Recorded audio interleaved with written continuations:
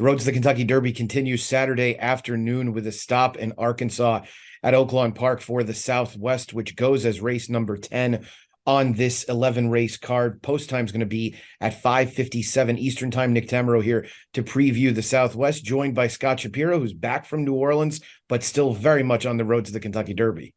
Yeah, Nick, good to join you. Had a good trip to New Orleans. I thought the LeCompte was decent, was solid. I thought the winner and the runner-up, Instant Coffee and Two Fills, ran well, but I do think that the Southwest came up stronger this year than the LeCompte. Really looking forward to this $750,000 event.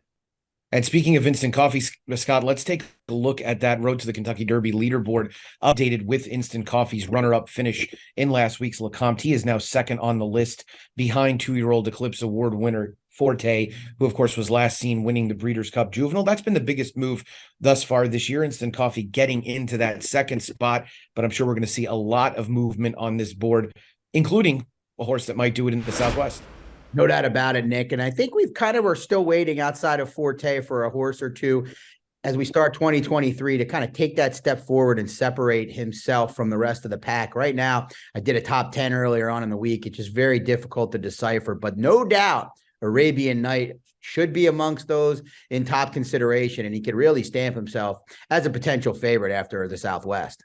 Couple of runners in this field, including Arabian Night, that we're going to touch on. Let's start with that son of Uncle Mo, who was a tremendously impressive winner in the opener on Breeders' Cup Saturday at Keeneland. I wondered where he would surface in his next start. It's now been almost 3 months, and he's back at the races. The runner-up from that race, Determinedly, has come back to run particularly well in subsequent starts, including an allowance win in a solid field at Fairgrounds this past Saturday.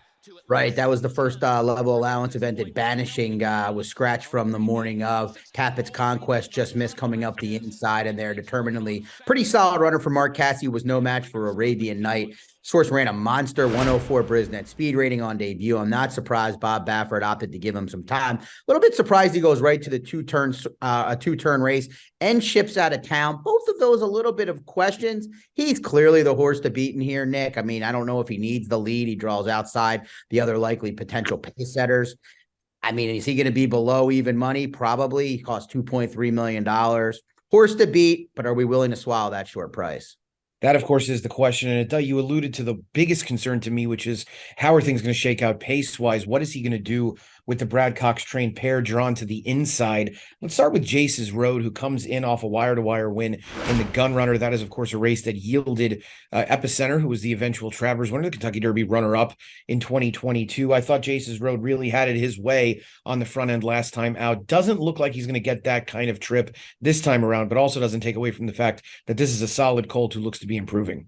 I think he's a solid colt. Like you said, though, most importantly, I think, is that he won't be on the lead like he was in the Gun Runner. His stablemate Corona Bolt to his inside is faster early. I believe Arabian Night, if he wants it, can certainly outsprint Jace's Road to the lead. And it also helped that Determinedly, who we just spoke of, bobbled at the start in the Gun Runner. There's a chance he might have been on the lead. So I respect Jace's Road to an extent, but I think this is a solid group. I think I'm willing to toss him even in the exotics and try to get some value within the exacta or trifecta, even for those that are going to be leading on Arabian Night. And I think that value you're seeking is going to potentially come with the two. Corona Bolt, your pick, third-time starter who's a perfect 2 for 2.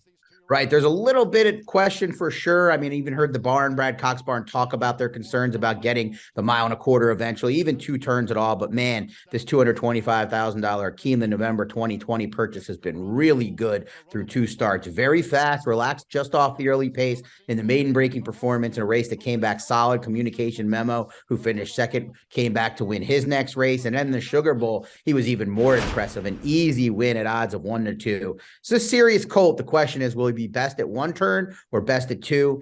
I think I'm going to take my chance at least first time at 2 turns if he's anywhere near that 6-1 morning line price.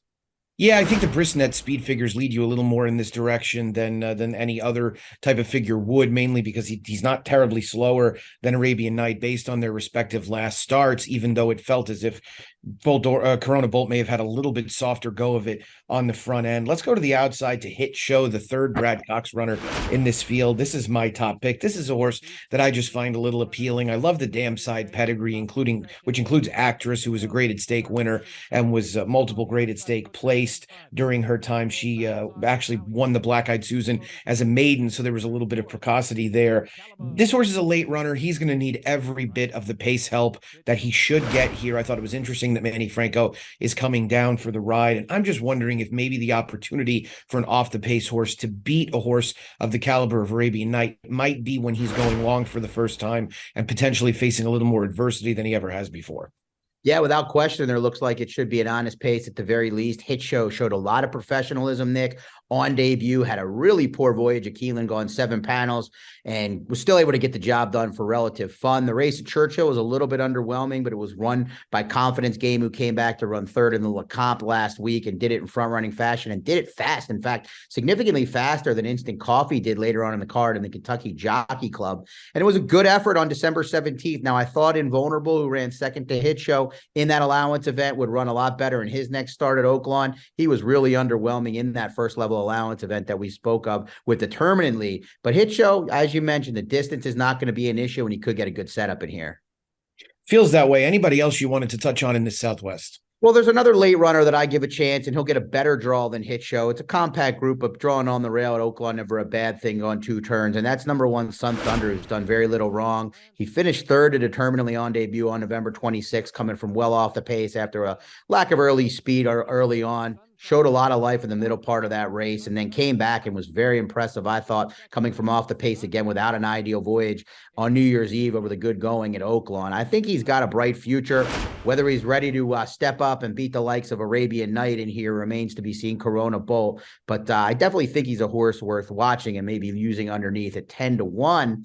And speaking of using horses, the leaderboard competition continues on at TwinSpires. Not only the leaderboard for the horses, but the competition on TwinSpires, my favorite promotion that we have all year long, where you, as a customer, as a horse player, get points just like the horses. Right now, it's Thomas from Indiana and Michael from Colorado that are up top at 51 points. Nicholas from Pennsylvania right there with 50 points. I know it sounds like a lot of points, and it's definitely good to get off to a good start, but plenty of time to opt in and get involved. And like I said, my favorite promotion at TwinSpires. A little bit of everything on this preview of the Southwest. We've got leaderboards, human and equine, Brad Cox trainees, second-time starters, $1 million purchases. You never know what you're going to get here. Scott, thanks so much. I'll see you again very soon. Thanks, Nick. Should be a lot of fun in the Southwest and all the great racing this weekend.